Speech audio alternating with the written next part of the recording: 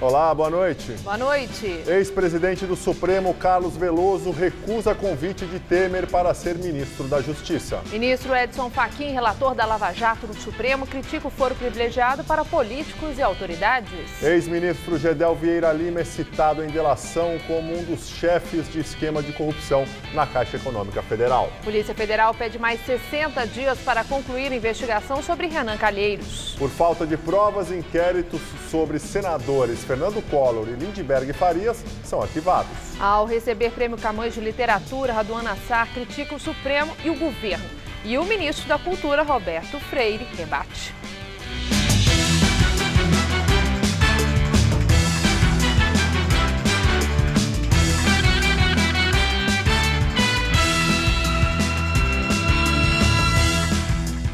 A capital paulista tem hoje cerca de 16 mil pessoas em situação de rua, um número que não para de crescer.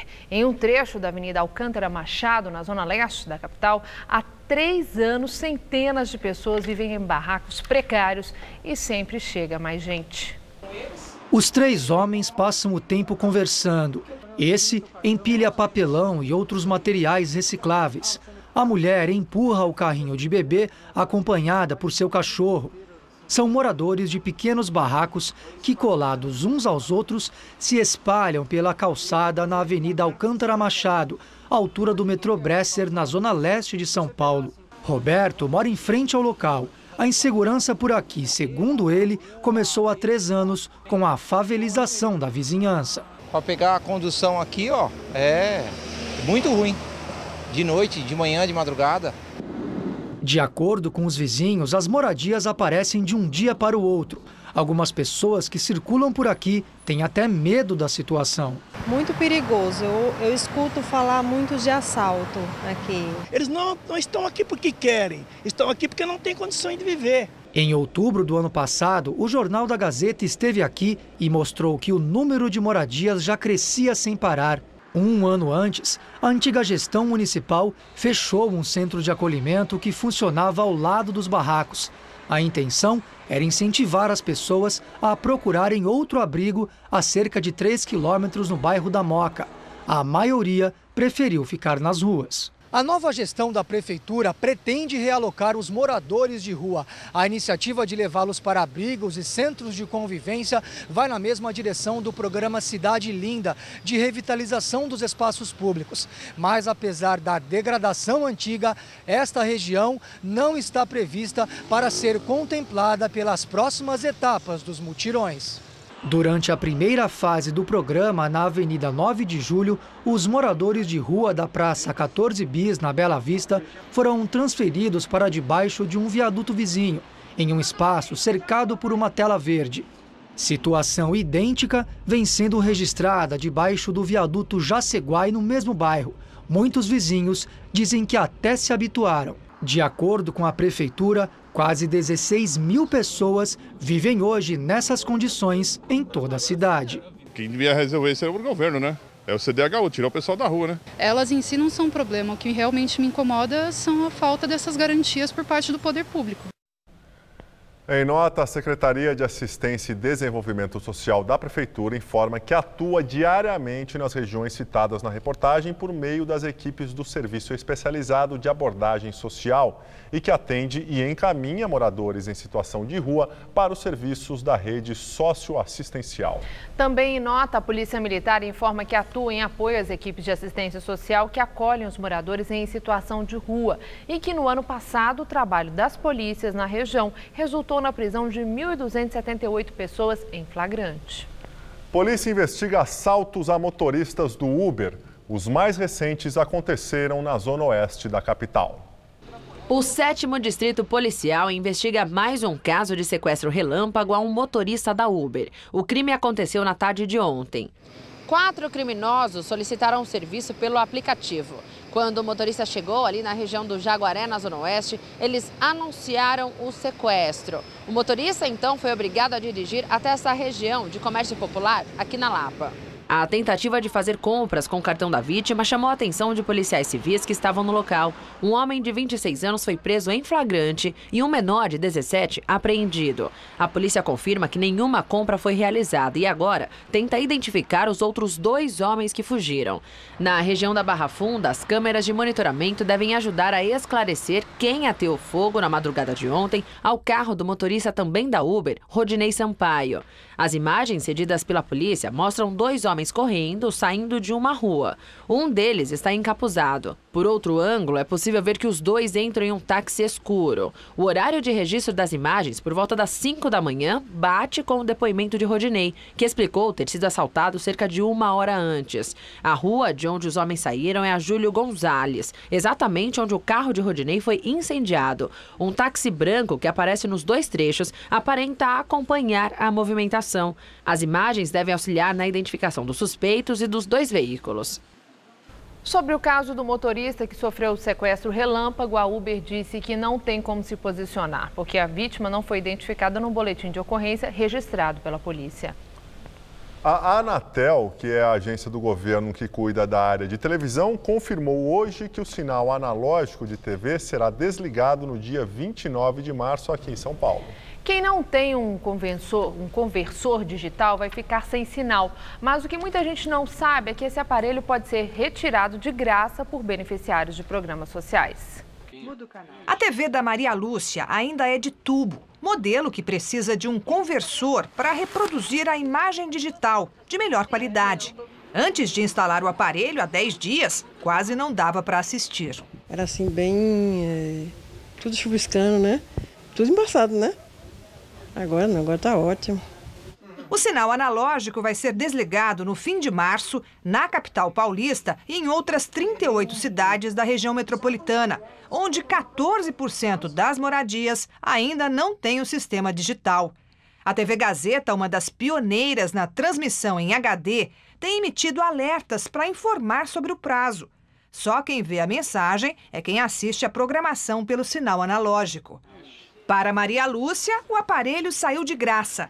Como ela, 1.800.000 pessoas inscritas em programas sociais do governo federal têm direito ao kit, que inclui, além do conversor com controle remoto, também uma antena e o cabo.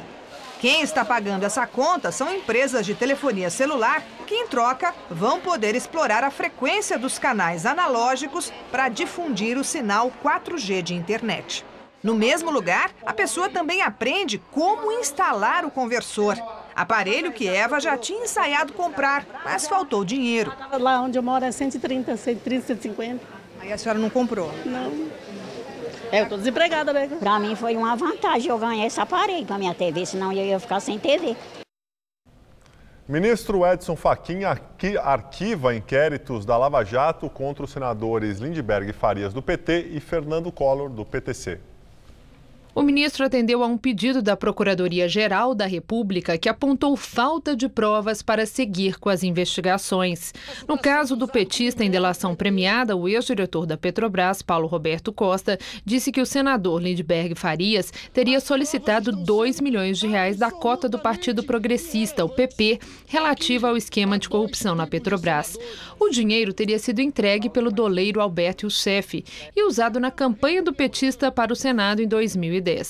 Lindbergh Farias era acusado de corrupção passiva e lavagem de dinheiro. Era o único processo contra o senador na Lava Jato em tramitação na corte.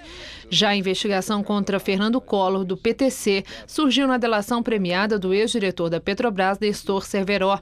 Ele foi acusado de receber propina na construção da nova sede da BR Distribuidora, em Salvador, em 2013. No STF, Collor já foi denunciado na Lava Jato e também responde a outros 5 inquéritos por suspeita de participação no esquema de corrupção da Petrobras. E o ministro Edson Fachin criticou o foro privilegiado. Segundo ele, é incompatível com o princípio republicano. O Supremo deve debater o assunto nos próximos dias. O ministro Roberto Barroso mandou para o plenário da Corte um processo que restringe o direito ao foro para casos ocorridos durante o mandato. A acusação de atos ocorridos antes de assumir a função seria julgada em instâncias inferiores. Eu já de muito tempo tenho subscrito uma visão crítica do chamado foro privilegiado por entendê-lo incompatível com o princípio republicano, que é o programa normativo que está na base da Constituição brasileira. O relator da Lava Jato na corte, Edson Fachin, disse que agora cabe ao STF decidir se pode restringir um instituto ou se eventuais mudanças só devem ser realizadas pelo Congresso Nacional. Eu, na corte, de um modo geral, tenho me inclinado por uma posição de maior contenção do tribunal, mas nós vamos examinar a proposta e, no momento certo, iremos debater.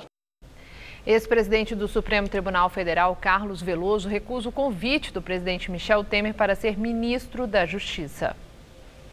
Em nota, Veloso afirma que comunicou hoje a Temer a impossibilidade de aceitar o seu convite para ocupar o honroso cargo de ministro de Estado de Justiça. Ele ainda diz que continuará à disposição do presidente amigo há cerca de 40 anos para auxiliá-lo de outra forma. Segundo o ex-presidente do Supremo, compromissos de natureza profissional e ética o levaram à decisão. Veloso não aceitou o cargo por ter firmado contratos com cláusula de exclusividade com clientes que atende como advogado. Agora, Michel Temer deve reiniciar a sondagem de novos nomes para o lugar de Alexandre de Moraes no Ministério da Justiça. O Ministério Público Federal pede a suspensão dos benefícios ao ex-diretor da Petrobras, Paulo Roberto Costa, e ainda sua condenação. A força-tarefa da Lava Jato suspeita que o ex-diretor da estatal tentou ocultar provas e obstruir investigações relativas a desvios de recursos da Petrobras. Para os procuradores, os depoimentos que Costa e suas filhas prestaram na delação premiada contradizem declarações durante os interrogatórios e são refutados por provas reunidas ao processo. Citam conversas telefônicas interceptadas com autorização judicial. No pedido ao juiz Sérgio Moro, os procuradores também reforçaram uma nova condenação de Costa, o que poderia levá-lo para a prisão novamente. O ex-diretor da Petrobras já foi condenado em outros processos da Lava Jato. As penas somam mais de 70 anos. Atualmente, Paulo Roberto Costa cumpre pena em regime aberto. Ele foi um dos primeiros delatores do esquema de corrupção na Petrobras. A defesa contesta o pedido do Ministério Público Federal. Os advogados da família negam que os clientes tenham escondido informações ou mudado as versões e dizem que vão apresentar na semana que vem um documento explicando a situação. Polícia Federal pede mais 60 dias para investigar o ex-presidente do Senado, Renan Calheiros, do PMDB de Alagoas. No mesmo inquérito também são investigados o deputado Aníbal Gomes, do PMDB do Ceará, e um executivo da Serveng, todos suspeitos de corrupção e lavagem de dinheiro no esquema de propinas da Petrobras. O caso está sob a análise do gabinete do ministro Edson Fachin, relator da Lava Jato no Supremo Tribunal Federal. Renan Calheiros é suspeito de ter recebido cerca de R$800 mil de propina em doações para a campanha eleitoral em 2010. Nova delação premiada cita o ex-ministro da Secretaria de Governo de Temer, Gedel Vieira Lima, do PMDB. A delação que envolve o ex-articulador político de Temer é de Alexandre Margotto, ex-sócio do lobista Lúcio Bolonha Funaro, apontado como operador do ex-presidente da Câmara, Eduardo Cunha. O acordo foi homologado pelo juiz Valisney de Souza Oliveira, da 10ª Vara Federal em Brasília. Em depoimento, Margotto disse que a vice-presidência de pessoa jurídica da Caixa, que foi comandada por Gedel de 2011 a 2013 no governo Dilma, era mais rentável para Funaro que a vice-presidência de fundos de governo e loterias, a cargo de Fábio Cleto. Cleto fechou acordo de delação premiada e delatou desvios em operações bilionárias no Fundo de Investimento do FGTS. Gedel é investigado pela Polícia Federal e pelo Ministério Público sob a suspeita de comandar, juntamente com Eduardo Cunha, o esquema de corrupção na Caixa. Ele foi alvo da Operação Cui Bono em janeiro. Segundo o jornal O Estado de São Paulo, a delação de Alexandre Margotto pode ter impacto na ação penal, na qual Funaro, Cleto, Cunha Cunha e o ex-ministro Henrique Eduardo Alves são acusados de negociar suborno para liberar aportes da Caixa em grandes empresas. No acordo que fechou com a Justiça, Margotto afirmou que Lúcio Funaro ganhou uma casa em um bairro nobre de São Paulo avaliada em 30 milhões de reais de um dos donos da JEF, Joesley Batista, como propina. O empresário nega, diz que vendeu o imóvel ao doleiro. Eduardo Cunha questiona Michel Temer sobre vantagens indevidas oferecidas ao ministro Moreira Franco. Cunha mandou 19 perguntas à Justiça Federal em Brasília. O deputado cassado chamou Temer como testemunha de defesa na ação penal que é investigado pelo suposto envolvimento num esquema de desvios na Caixa. Em uma das perguntas, Cunha questiona se Temer tem conhecimento de oferecimento de alguma vantagem indevida, seja a Érica ou a Moreira Franco, para a liberação do Fundo de Investimentos do FGTS. Cunha não diz quem seria a Érica. O deputado cassado também questiona se Temer indicou Moreira Franco para a vice-presidência da Caixa Econômica. O PMDBista ocupou o cargo entre 2007 e 2010 no governo Lula. Cunha indaga também se o presidente fez reuniões com Léo Pinheiro, da OAS, e Benedito Júnior, da Odebrecht, para tratar de doações de campanha. Atualmente, Moreira Franco é secretário-geral da Presidência da República. A posse dele foi contestada na Justiça e só foi liberada por decisão do ministro Celso de Mello, do STF. A oposição dizia que Temer tinha alçado o amigo ao cargo para dar a ele o foro privilegiado no Supremo. Moreira Franco foi acusado de receber propina da Odebrecht. As assessorias de Temer e Moreira Franco disseram que não há o que responder sobre reuniões que nunca ocorreram e conversas que jamais existiram. Não é a primeira vez que Cunha questiona Temer com perguntas comprometedoras. No ano passado, queria que o presidente respondesse 41 perguntas. No entanto, o juiz Sérgio Moro permitiu apenas 21. O magistrado entendeu que parte dos questionamentos era uma maneira de Cunha intimidar Temer. O mesmo argumento foi citado por Moro ao negar a soltura do ex-deputado que está preso no Paraná há quase 4 meses. Justiça suspende o bloqueio de bens da Odebrecht, a pedido do Ministério Público. Os procuradores sustentam que não há mais motivo para manter a medida, já que o acordo de leniência com a empreiteira foi homologado. Desde novembro do ano passado, as empresas do grupo vinham depositando mensalmente em juízo 3% do faturamento, mesmo percentual da propina que teria sido cobrada em contratos da Petrobras. O vereador Eduardo Suplicy, do PT, prestou depoimento em ação penal da Lava Jato como testemunha de defesa do ex-ministro Antônio Palocci, que é suspeito de corrupção e lavagem de dinheiro. Suplicy disse ao juiz Sérgio Moro que convive com Palocci há mais de 30 anos e nunca soube de ações ilegais praticadas por ele. O vereador falou ainda sobre sua relação com Branislav Contic, ex-assessor de Palocci, e também afirmou desconhecer qualquer irregularidade feita por ele. A audiência foi realizada por videoconferência. O escritor Raduan Assar fez hoje críticas ao governo de Michel Temer durante a cerimônia de entrega do Prêmio Camões de Literatura. O evento aconteceu no jardim do Museu Lazar Segal, em São Paulo. O ministro da Cultura, Roberto Freire, que estava no evento, rebateu as críticas. O Camões de Literatura é o mais importante prêmio concedido anualmente a um escritor de língua portuguesa e paga cerca de R$330 mil ao ganhador.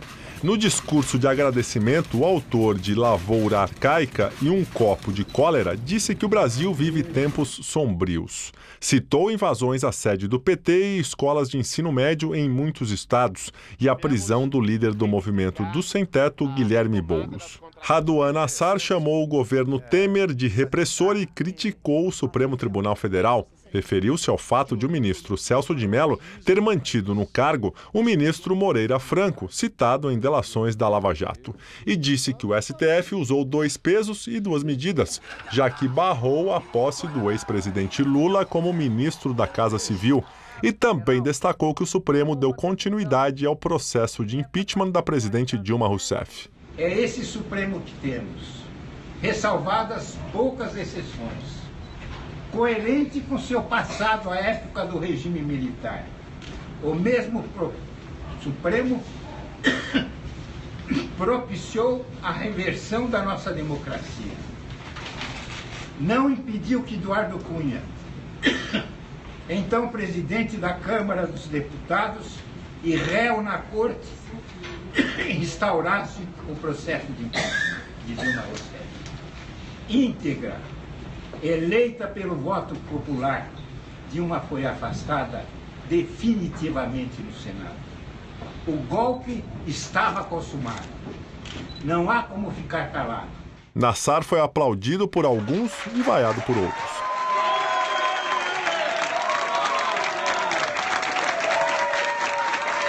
O ministro da Cultura, Roberto Freire, chamado por Raduan Nassar de ministro do governo em exercício, rebateu. É fácil se fazer manifestação num governo democrático como esse, como o atual,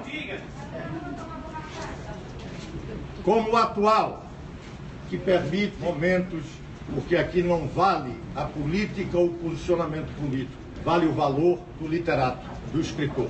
O ministro foi interrompido e bateu boca com pessoas da plateia. Não perca tempo com isso. Olha, eu só peço a você que tenha educação. Não tem. E foi isso que nós viemos aqui fazer. Ele não entendeu. E deixou o local sob vaias.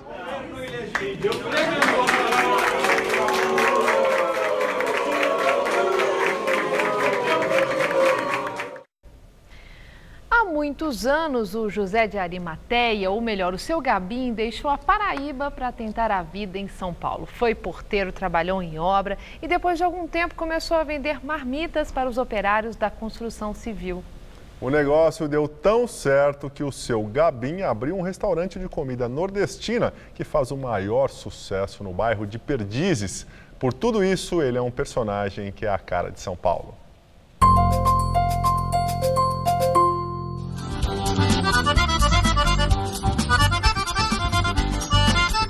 Manteiga de garrafa, carne seca cebolada, caldinho de mocotó. Ah, por esse fogão passa tanta coisa. E aqui ele encontra uma buchada de bode para matar a saudade da terrinha dele. Ele encontra um sarapatel de porco. A vida ensinou seu Gabim a dar valor a cada grão de feijão que ele serve aqui. Foi com 17 anos que José de Arimateia Silva, o seu Gabim, deixou a pequena Bananeiras no interior da Paraíba para tentar a vida no Sudeste. Foram muitas idas e vindas entre o Rio de Janeiro e São Paulo. Sobrava vontade de vencer. Eu era zelador, depois de zelador passei a trabalhar na área da construção civil, reforma, esses pequenos serviços, né? Há 12 anos mudou de rumo. Abriu no bairro de Pompeia, na zona oeste de São Paulo, a Casa do Norte do seu Gabim, um restaurante simples de comida típica nordestina. Toda semana, o próprio seu Gabim faz questão de ele mesmo comprar os alimentos que são servidos aqui. Ele compra tudo diretamente de um fornecedor que ele já conhece há muito tempo na região da Zona Cerealista, no centro de São Paulo. Tudo servido com muita qualidade para um público bem diversificado. Pessoal da classe média alta, classe média baixa, advogado, médico, muita, graças a Deus, tem uma clientela muito boa. Apesar de manter as tradições, a Casa do Norte está aberta a novas experiências. Aqui na frente já teve arraiá e até bloco de carnaval, o Acadêmicos do Cerca Frango. O sonho de voltar para Paraíba ele tem, mas não agora. Para curtir a velhice só. Quando eu tiver mais velho, uma condição melhor de ficar por lá, porque velho precisa de dinheiro para se manter, né? E quem falou que para se considerar paulistano tem que nascer aqui, meu? Vocês se consideram paulistano já? Rapaz, me considero sim, mas o meu sotaque de nordestino eu nunca perdi, velho. Quem quiser só dizer, pois eu com satisfação vou dançar cantando o baiano, pois que baiano. Com a menor incidência de chuvas na capital e o pouco vento, os poluentes estão se concentrando mais na atmosfera. deixando ruim a qualidade do ar. E será que então vem chuva por aí para refrescar e melhorar esse ar da cidade? Vamos ver na previsão do tempo com Luciana Magalhães.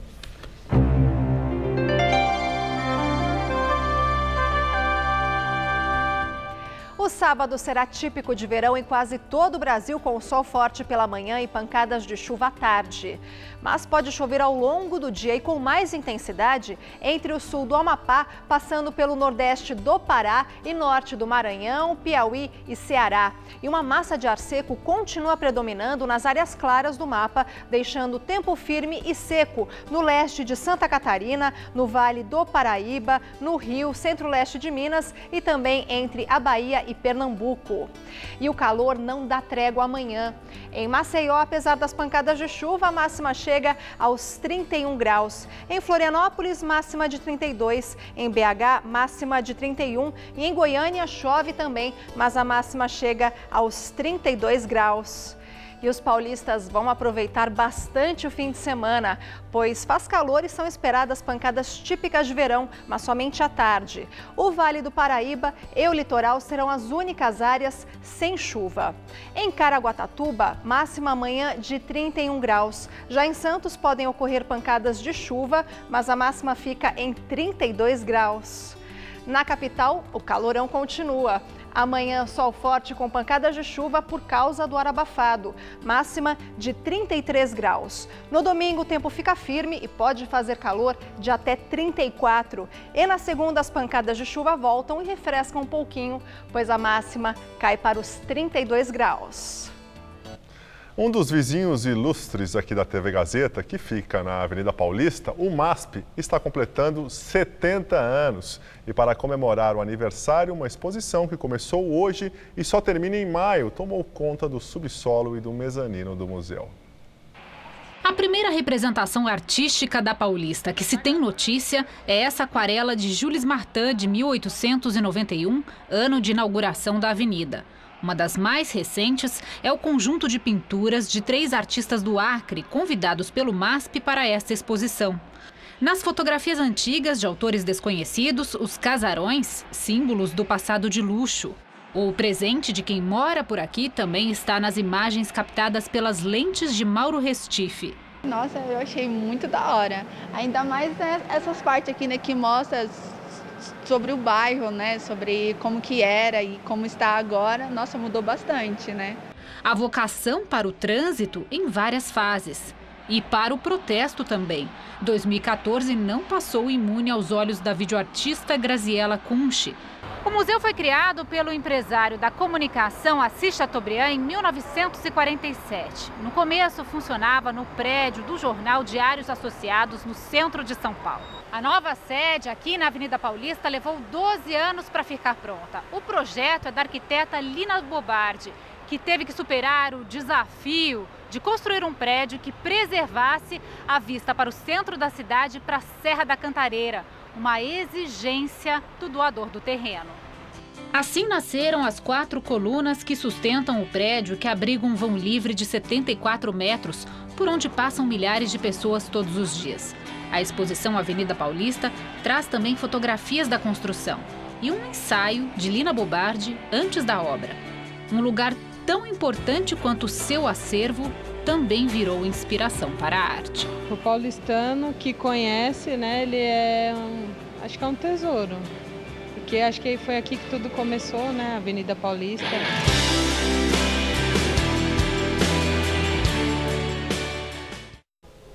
O embaixador da França no Brasil realizou hoje uma palestra para os alunos da Faculdade Casper Libero.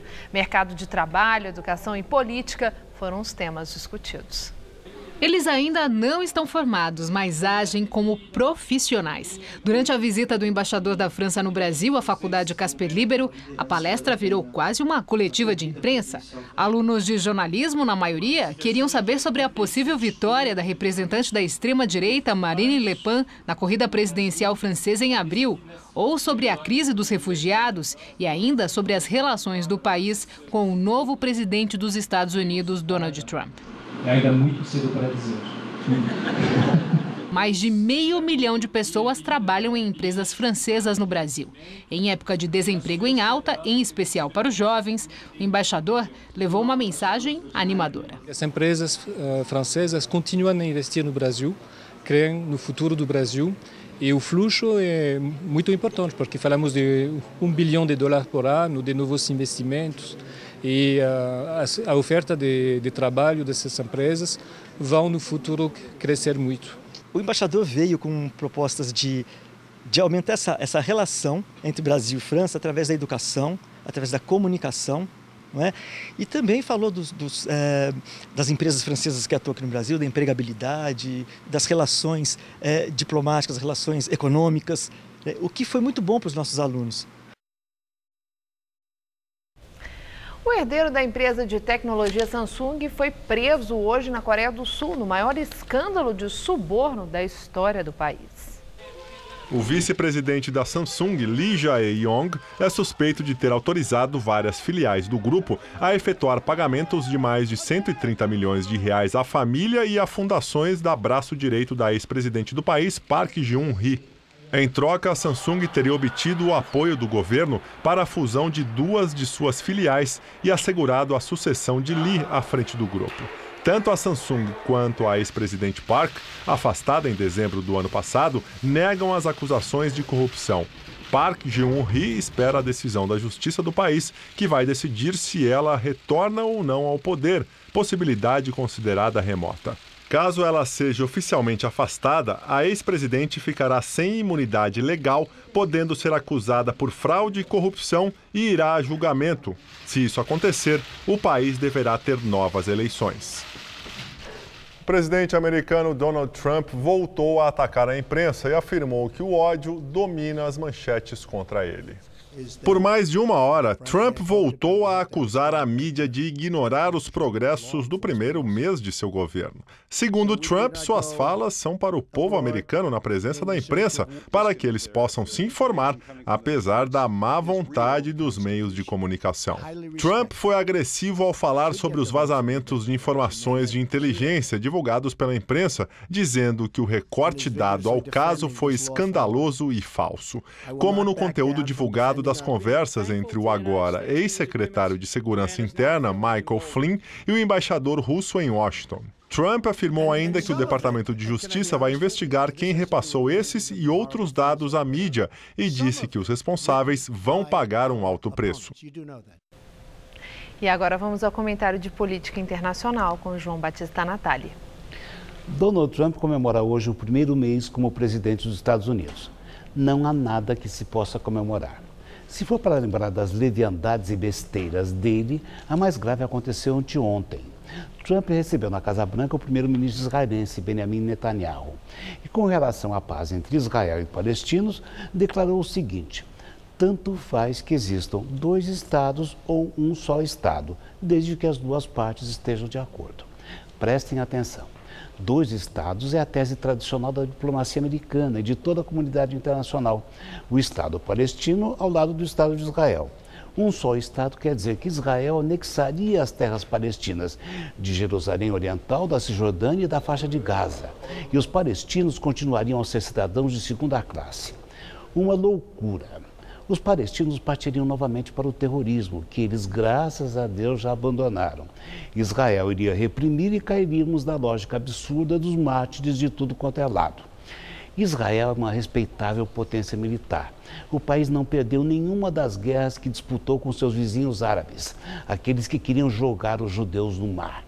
Mas Israel é também para os palestinos uma potência opressora, porque o Estado foi construído por meio da captura de terras palestinas. Seria então idiota acreditar, como Trump insinuou, que os palestinos possam concordar com um só Estado na região. Os países árabes moderados, que são a Jordânia, os Emirados do Golfo e a Arábia Saudita, sabem que suas populações sentem uma solidariedade automática com os árabes palestinos. Esse jogo se complica porque Trump precisa dos árabes moderados para enfrentar o Irã. Então eu perguntaria alguma coisa muito simples: aonde é que Trump quer chegar? A resposta foi dada nesta semana pelo ministro das Relações Exteriores da França, depois de conversar com um colega dele americano. Ele disse que a política de Trump para a região é confusa e preocupante. Apenas isso. É assim que o mundo gira. Boa noite. Fazer uma correção na matéria sobre a visita do embaixador francês à Faculdade Casper Libero. Nós acreditamos no GC, no gerador de caracteres, o professor Roberto Chiacchiri como vice-diretor da Fundação Casper Libero. Mas, na verdade, ele é vice-diretor da Faculdade Casper Libero. Os gastos de brasileiros no exterior ficaram 1 bilhão e 578 milhões de dólares em janeiro deste ano, segundo o Banco Central. O resultado é 87,95% superior ao registrado ao mesmo período do ano passado, quando os brasileiros gastaram 840 milhões de dólares. E agora vamos ao comentário de economia com o Vinícius Torres Freire. A gente comentava aqui no Jornal da Gazeta, na quarta-feira, que o dólar estava barato, chegando a R$ 3,00. Pois então, teve gente que já achou que o dólar estava barato a mais de R$ 3,20 e gastou por conta, viajando para o exterior e fazendo compras lá fora. Hoje, como a gente viu, saiu o balanço de janeiro das transações da economia brasileira com o resto do mundo. O gasto dos brasileiros com viagens e cartão de crédito no exterior subiu quase 90% em relação a janeiro do ano passado. Aumentou tanto o gasto em reais como em dólares. Isso quer dizer, primeiro, dólar a 3,20 barateia bem os produtos estrangeiros para a gente com dinheiro, pelo menos. Segundo, como o gasto também aumentou em reais, tem mais gente confiante no futuro da economia. No ano passado, o dólar em janeiro ficou na média de R$ 4,05. Desde então, caiu uns 20% para janeiro deste ano. Então, passagem, hotel e compras ficam mais baratos. No entanto, desde o ano passado, a economia piorou. Só agora, na virada de 2016 para 2017, que começou a aparecer uma vela fraquinha no fim do túnel escuro da recessão. Mesmo assim, as pessoas se animaram a gastar. Por falar nisso, lembrando o comentário de quarta-feira outra vez, se você pretende viajar para o exterior ou fazer alguma compra lá fora, é recomendável comprar algum dólar agora. Não há garantia de que vai ficar barato assim até o final do ano. E voltando para a economia em geral, dólar mais barato é bom? Depende. Por um lado, dólar em baixo barateia o preço das coisas que importamos, de máquinas a matérias-primas. Ajuda a conter a inflação e a taxa de juros. Por outro lado, a gente passa a comprar mais importados e a vender menos para outros países. Quer dizer, em princípio, diminui a produção de bens nacionais, produção que está precisando de uma força. Por enquanto, o balanço parece equilibrado entre benefícios e prejuízos da baixa do dólar. Mas, se baixar demais, começa a prejudicar a produção brasileira, que estava se salvando um pouco porque exportou mais, porque vendeu mais para o exterior. Em resumo, dólar barato não é só alegria para quem tem dinheiro para viajar. Se exagerar, prejudica a indústria brasileira. Boa noite. O governador Geraldo Alckmin regulamentou hoje a lei que proíbe os pancadões no estado. Apesar disso, quem passa as noites ouvindo som alto e aglomeração na porta de casa se mantém cético. Alex está preocupado. Na semana que vem começam as aulas na faculdade que fica na vizinhança da casa dele e acaba o sossego. Toda sexta-feira, no começo da noite, a rua Taguá, na Liberdade, fica tomada. São milhares de jovens, também ambulantes que vendem bebidas e música alta que vem dos carros estacionados. O som acaba quando a polícia chega. A polícia chegou, o som baixou, a polícia vai embora, o som volta de novo. Ele vai embora, mas na próxima semana diminui um pouquinho, a polícia para de vir e aí volta tudo de novo. A lei que proíbe o som alto no carro é de 2015. Agora, com a regulamentação, o governo diz que a polícia vai poder agir de forma preventiva, antes que junte muita gente e vire pancadão. Geralmente a polícia é chamada depois que o leite foi derramado. Já teve um incidente, já teve briga, já teve problema. Então ela vai agir de maneira preventiva. A restrição vale para carros estacionados na rua e também em terrenos particulares e postos de gasolina. Pela regra, na abordagem, o policial nem vai precisar daquele aparelho que mede o nível de ruído. Basta que ele constate que o volume da música está perturbando o sossego público. A multa para o infrator é de R$1.000, valor que pode ser multiplicado por 4 em caso de reincidências no período de um mês. Se o dono do carro se recusar a baixar o som, pode ter os equipamentos e até o carro apreendidos. Mesmo com esse rigor, Wagner desconfia que vai ser difícil acabar com os encontros na rua. Vai educando aos poucos, mas vai demorar. De uma vez não vai não, radicalmente assim não vai. Mesmo com a música baixa, eles vão ficar aqui? Não, eu acho que na hora que a viatura apontar, eles abaixam, disfarça, fecha o carro, na hora que sair, aumenta de novo. A nova lei que proíbe pichação na capital paulista, na entrevista do dia com Maria Lídia Flandoli. Entrevista o vereador Adilson Amadeu, do PTB, autor do texto original do projeto que proíbe a pichação e que foi aprovado pela Câmara Municipal de São Paulo e deve ser sancionado pelo prefeito no início da próxima semana. Muito obrigada por estar conosco. A aprovação foi quase que unânime, 51 votos contra apenas 2 votos de vereadores do PSOL para a aprovação desse projeto que proíbe a pichação. O senhor elaborou um projeto em 2005, esse projeto que sofreu aí com uma grande emenda, né, no entendimento com os partidos, pequena modificação, e que foi projeto debatido e aprovado na Câmara. A minha pergunta inicial por que o senhor teve esse interesse sobre essa questão da pichação, do grafite? Fez um outro projeto em 2007, propondo aulas para ensinar as pessoas a fazerem grafite e regulamentar como seria o grafite na cidade. Por que foi que o senhor teve esse interesse? Bom, em primeiro lugar, eu agradeço estar aqui mais uma vez na TV Gazeta. O projeto realmente de 2005 da pichação, o vereador é o fiscalizador do município. E ele começa a andar nas ruas de São Paulo, em todos os bairros, e ser cobrado por tudo que está acontecendo. É o buraco, é a árvore. E aí, no bairro da Moca, me despertaram prédios e mais prédios sendo pichados. E aí alguns amigos vieram e os moradores falando. Em outros bairros também. Fiz o projeto, para depois ser regulamentado da maneira que o executivo quisesse.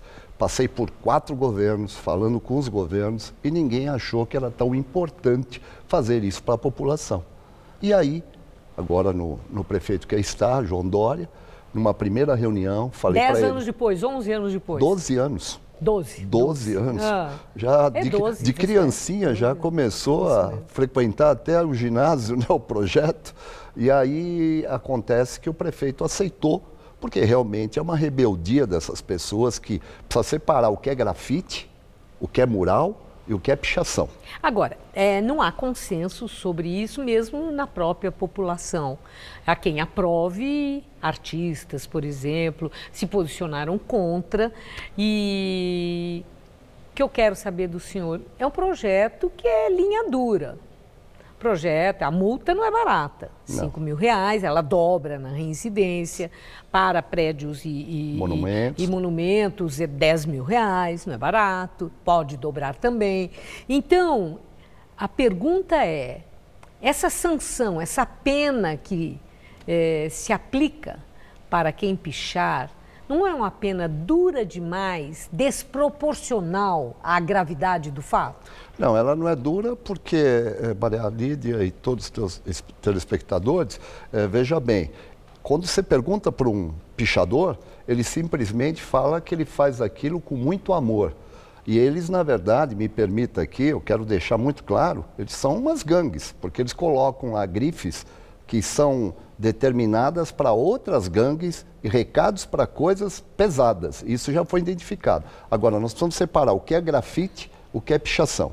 95% asseguro que é a favor que não tenha pichação na cidade. Para o senhor é claro diferenciar o que é grafite e o que é pichação? Eu identifico com muita clareza, porque murais, e eu já viajei um pouco lá fora, você vê bem o que é o grafite e a pintura que é. Agora, aquelas letras pintadas, e quem se atreve aí ao 25º andar de um edifício, e depois até a morte já aconteceu de vários grupos, e também quando eles entram na sua residência e você simplesmente à noite abre a porta, vê eles pichando, quando você vai conversar com eles, eles vêm, agridem uma família, como várias e várias fizeram, matam um cidadão, um ser humano, e o pai do rapaz perde o braço. Isso não é bom para a sociedade. Bom, isso foi exceção, né? Não é a regra, essa violência que o senhor descreveu agora. Mas, Maria Lídia, me permita, com todo o respeito, não dá para entender na sua residência, que você tem o maior carinho, no monumento da cidade, você ir dormir quando você amanhece, está todo pichado. Agora, a propriedade particular, eu não sei como que a lei contempla. Se o dono do imóvel, o proprietário, autorizar a pichação, se acontecer isso, aí pode pichar? Não, veja bem, por essa lei? O que mais me interessa nisso, que foi feito as audiências públicas, quando eu falei para o cidadão, quem é pichador aqui no plenário, por favor? Eu sou pichador.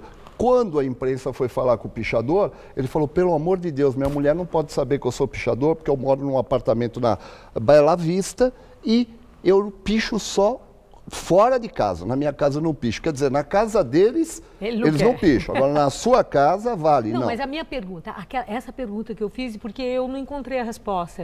De fato, eu tenho uma curiosidade grande.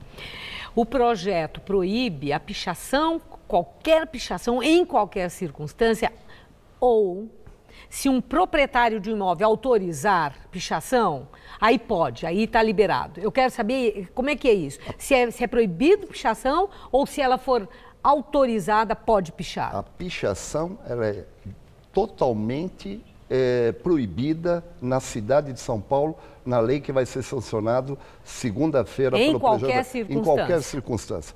Grafite vai ter autorização de muros na cidade para que possam fazer o trabalho de grafite. Agora, pichação, esquece. E aqueles que querem insistir, sem dúvida alguma, poderão ter as penalidades já previstas por lei.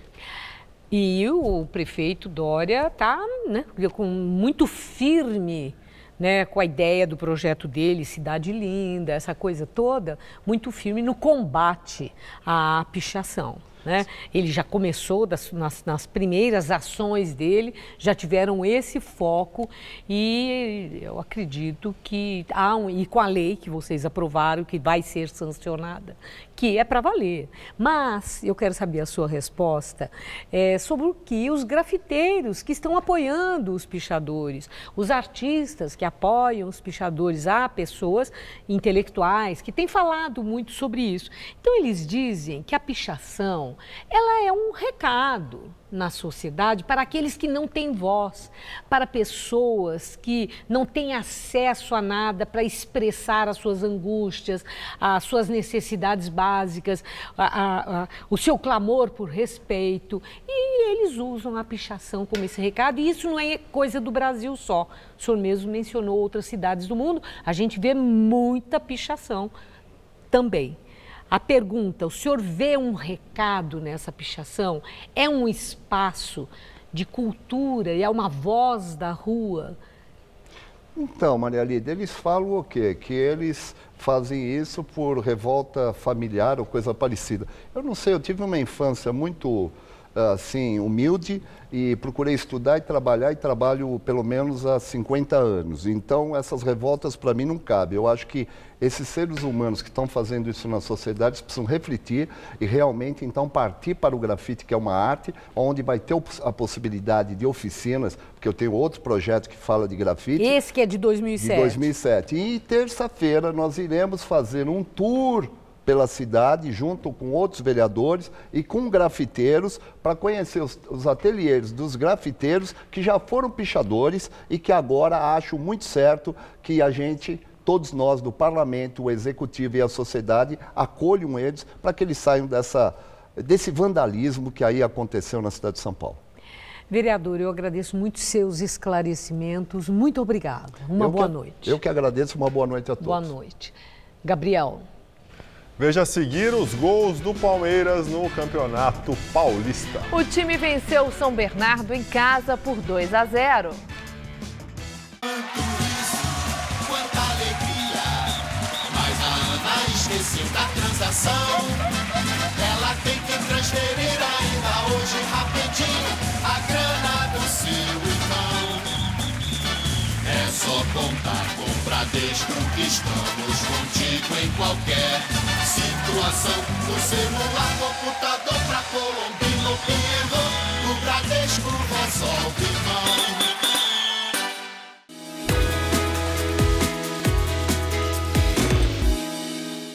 Eu não tenho dúvidas de que quando você estuda, você se aprofunda, você cria novos debates, isso agrega muito no seu dia a dia. Você começa a simular problemas em sala de aula e isso faz toda a diferença. A gente nunca sabe o que vai acontecer no futuro, então quanto mais preparado a gente estiver, melhor. Eu escolhi a Casper Libero pela tradição, pela localização. A Avenida Paulista facilita muito, então eu acho que a Casper tem um nome no mercado, tem uma credibilidade, professores de excelente nível e isso te agrega tanto que é uma satisfação incrível pra gente. Por isso, eu sou Casper. Somos todos Casper. Aproveite! Liquida Veste Casa. Esmagamos os preços. Liquida Veste Casa. É só até amanhã. A sua casa vai ficar um show. Só quem fabrica pode ter preço assim. Olha só.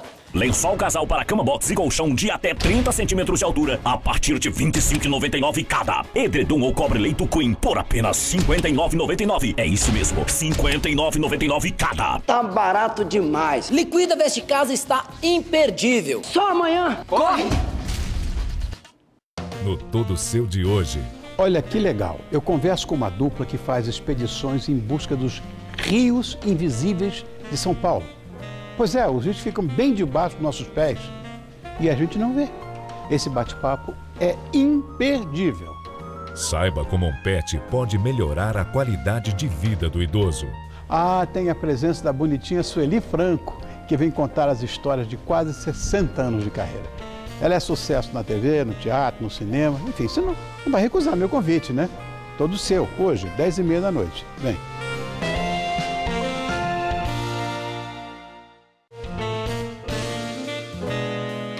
Oferecimento CVC, sempre com você.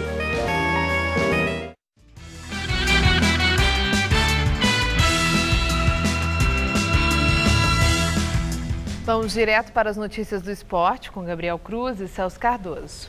O Palmeiras voltou a vencer no Campeonato Paulista e afastou temporariamente as desconfianças em relação ao trabalho do técnico Eduardo Batista. Celso, tudo bem? Afastou mesmo? Mais ou menos, diria, viu? A vitória contra o São Bernardo por 2-0 aliviou um pouco a barra para o novo técnico, mas o Palmeiras ainda tem que mostrar muito mais futebol para convencer os torcedores. Não foi uma partida fácil para o Palmeiras. Além de muita pressão do São Bernardo, o time errou muito no primeiro tempo e o técnico Eduardo Batista teve que ouvir um grande puxão de orelha da torcida.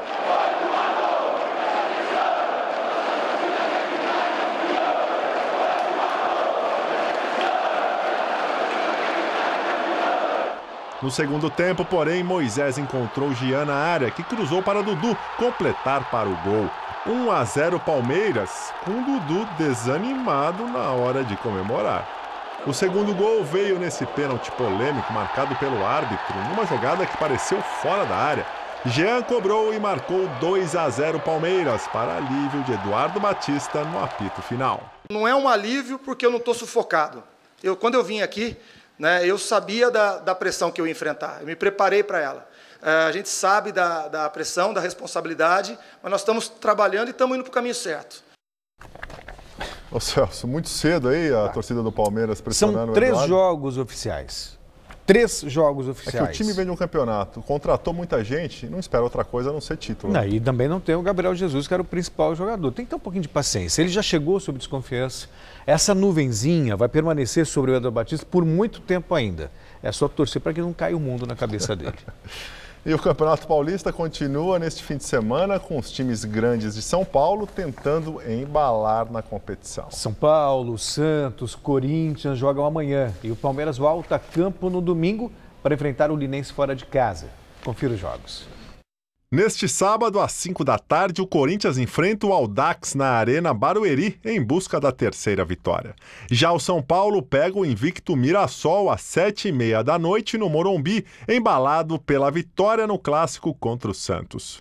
O Santos recebe a Ferroviária em casa também no sábado à noite, enquanto a Ponte Preta pega o Red Bull no Moisés Lucarelli em Campinas. No domingo, o clássico do ABC Paulista, Santo André e São Bernardo no Bruno Daniel, enquanto o Palmeiras viaja para o interior e enfrenta o Linense na Fonte Luminosa. Valeu, Celso. Boa noite. Tchau, tchau. Até mais. Um inquérito foi aberto hoje pelo Ministério Público de São Paulo para investigar alterações no processo de elaboração do plano de manejo da área de proteção ambiental Várzea do Rio Tietê. O secretário de Meio Ambiente do governo Alckmin, Ricardo Salles, e 2 funcionárias da secretaria serão investigados por possível interferência no processo. Depois que Salles assumiu a pasta no ano passado, houve alterações em pelo menos 6 mapas que modificaram o zoneamento da área protegida, deixando parte dela mais permissiva a atividades industriais e minerais. O então coordenador do setor de geoprocessamento e cartografia da Fundação Florestal, Vitor Godoy da Costa, declarou ter sido pressionado a fazer as mudanças. Ele pediu demissão e prestou depoimento ao Ministério Público. Por meio de nota, a Secretaria do Meio Ambiente disse desconhecer o teor da investigação. E o Jornal da Gazeta termina aqui. A edição de hoje pode ser vista no site do Jornal da Gazeta. Mais notícias em nossa edição das 10. Uma excelente noite para você, um ótimo fim de semana. Eu volto às 10 horas. Até já.